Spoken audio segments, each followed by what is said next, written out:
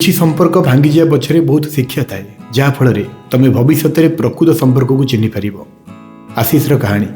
ଆଶିଷ ଜଣେ ସାଧାରଣ ବ୍ୟକ୍ତି ଥିଲା। ଅତ୍ୟନ୍ତ ଧନୀ ନଥିଲା, ଅତ୍ୟନ୍ତ ବୁଦ୍ଧିମାନ ନଥିଲା, କିନ୍ତୁ ହୃଦୟରୁ ସଚ୍ଚା ଥିଲା।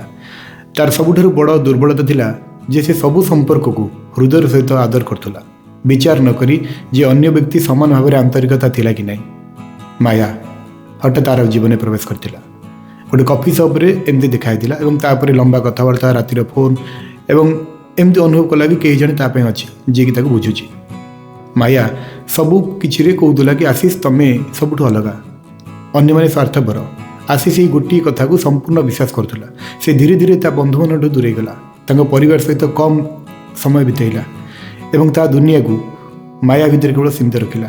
କାରଣ ଯେତେବେଳେ କେହି ଆପଣଙ୍କୁ ସ୍ୱତନ୍ତ୍ର ଅନୁଭବ କରାଏ, ତମେ ସେମାନଙ୍କ ପାଇଁ ଅନ୍ୟମାନଙ୍କୁ ସାଧାରଣ କରିଦିଅ। ପ୍ରଥମ ସଙ୍କଟ ସେତେବେଳେ ଆସିଥିଲା ଯେତେବେଳେ ଆଶିଷ ତା ଚାକିରି ହରାଇଲା। ସେ ବିରକ୍ତ ହୋଇପଡ଼ିଥିଲା, ଭାଙ୍ଗି ପଡ଼ିଥିଲା।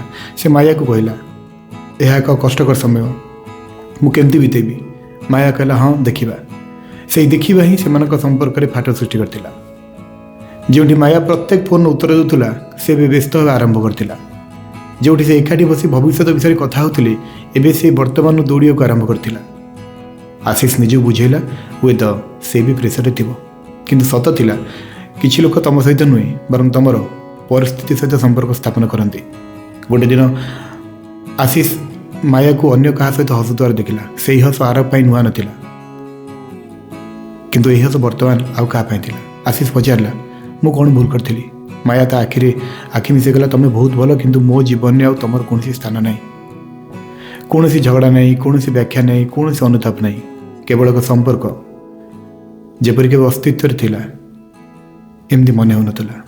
ସେହି ରାତିରେ ଆଶିଷ ବହୁତ କାନ୍ଦିଥିଲା। ତାକୁ ସବୁଠୁ ଅଧିକ କଷ୍ଟ ଏଇଆ ନଥିଲା କି ମାୟା ଚାଲିଯାଇଥିଲା, ଏହା ଥିଲା ଯେ ସେ ଭୁଲ ଜାଗାରେ ତା ସମୟ ନଷ୍ଟ କରିଦେଇଥିଲା। ଅନେକ ମାସ ବିତିଗଲା। ଆଶିଷ ନିଜକୁ ଠିକ୍ କଲା, କାମ ଆରମ୍ଭ କଲା ଏବଂ ଧୀରେ ଧୀରେ ଜୀବନକୁ ଫେରିଆସିଲା। ସେହି ସମୟରେ ଅନୁ ତା ଜୀବନରେ ଆସିଥିଲେ। ଅନୁ କୌଣସି ବଡ଼ କଥା କହୁନଥିଲା, ସେ ଭବିଷ୍ୟତର ସ୍ୱପ୍ନ ବିକ୍ରି କରୁନଥିଲା କି ନିଜକୁ ସମ୍ପୂର୍ଣ୍ଣ ଭାବରେ ଚିତ୍ରିତ କରୁନଥିଲା। ସେ କେବଳ ଆଶିଷ ସହିତ ଅସ୍ତିତ୍ୱରେ ଥିଲା। ଯେତେବେଳେ ଆଶିଷ ବିରକ୍ତ ହେଉଥିଲା, ଅନୁ ସମାଧାନ ଦେଉନଥିଲା, ସେ ଶୁଣୁଥିଲା। ଯେତେବେଳେ ଆଶିଷ ନୀରବ ରହୁଥିଲା, ଅନୁ ସେହି ନୀରବତାକୁ ସମ୍ମାନ କରୁଥିଲା। ଗୋଟେ ଦିନ ଆଶିଷ ତାକୁ କହିଲା କି ମୋତେ ଡର ଲାଗୁଛି ପୁଣି ବିଶ୍ୱାସ ହାରିଯିବିନି ତ? ଅନୁ ହସିକରି କହିଲା, ମୋତେ ବିଶ୍ୱାସ କର କି ନାହିଁ, ସମୟ ଉପରେ ବିଶ୍ୱାସ କର। ଯଦି ମୁଁ ଠିକ୍, ତାହେଲେ ମୁଁ ତମ ପାଖରେ ସବୁ ପରିସ୍ଥିତି ଥିବି। ଏହା ହିଁ ପାର୍ଥକ୍ୟ ଥିଲା।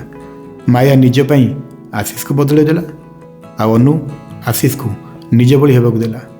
ସେହି ସମୟରେ ଆଶିଷ ଅନୁଭବ କଲା କି କିଛି ସମ୍ପର୍କ ସ୍ଥାୟୀ ହେବା ପାଇଁ ନୁହେଁ, ସେଗୁଡ଼ିକ ଦର୍ପଣ ହେବା ପାଇଁ। ଯଦି ମାୟା ତାକୁ ଭେଟିନଥାନ୍ତା, ଆଶିଷ ହୁଏତ ଅନୁର ନୀରବତାରେ ଲୁଚି ରହିଥିବା ସତ୍ୟକୁ କେବେ ଚିହ୍ନି ପାରିନଥାନ୍ତା। ସେହିଦିନ ଆଶିଷ ଗୋଟିଏ କଥା ଜାଣିଥିଲା କି ଯେଉଁ ସମ୍ପର୍କ ଆପଣଙ୍କୁ ନିଜଠାରୁ ଦୂରେଇ ନେଇଥାଏ, ତାହା ପ୍ରେମ ନୁହେଁ, ତାହା ଏକ ଶିକ୍ଷା। ଏବଂ ଯେଉଁ ସମ୍ପର୍କ ଆପଣଙ୍କୁ ନିଜ ପାଖକୁ ନେଇଥାଏ, ତାହା ଏକ ପ୍ରକୃତ ସମ୍ପର୍କ। ପ୍ରତ୍ୟେକ ସମ୍ପର୍କ ସ୍ଥାୟୀ ହେବା ପାଇଁ ନୁହେଁ। କିଛି ସମ୍ପର୍କ ଆପଣଙ୍କୁ ଭାଙ୍ଗି ଦିଏ, ଯାହାଦ୍ୱାରା ପରବର୍ତ୍ତୀ ସମୟରେ ଆପଣ ନିଜକୁ ଠିକ୍ ଜାଗାରେ ରଖିପାରିବେ। ତେଣୁ ଯିଏ ଚାଲିଯାଇଛନ୍ତି ତାଙ୍କ ପାଇଁ କୃତଜ୍ଞ ହୁଅନ୍ତୁ, କାରଣ ସେମାନେ ଆପଣଙ୍କୁ ଶିଖାଇ ଦେଇଥିଲେ ଯେ ଏକ ପ୍ରକୃତ ସମ୍ପର୍କ କିପରି ଦେଖାଯାଏ ଆଉ କିପରି ନୁହେଁ। ଯଦି ଗପଟି ଭଲ ଲାଗିଲା, ଲାଇକ୍, ସେୟାର ଆଉ କମେଣ୍ଟ କରନ୍ତୁ।